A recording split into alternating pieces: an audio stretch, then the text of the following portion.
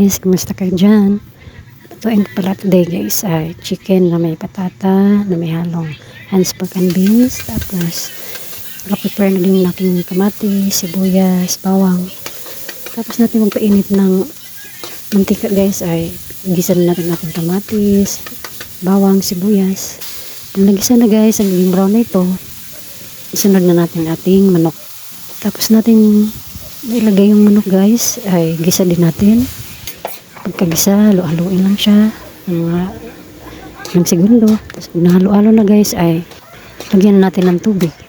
Pag nalagyan natin ng tubig guys ay takpan natin ng mga ilang minuto para maluto ang ating manok. After ng ilang minuto guys ay check natin kung luto na ba yung ating manok. Lagyan na rin natin ang ating patatas. Tapos ng patatas, lagyan na rin natin ang ating hands pork and beans. Tapos takpan natin muli ng mga ilang segundo. Kailang segundo guys or minuto ay natimplahan ko na rin pala ito guys na mga pampalasa tulad ng magic sarap, asin, paminta, or chicken cubes. Habang nahalo-halo ko guys ay dinagdagan ko na rin pala ito ng tubig guys. Lagay naman natin ang ating tomato paste. Tapos haluin, tapos takpan naman natin muli.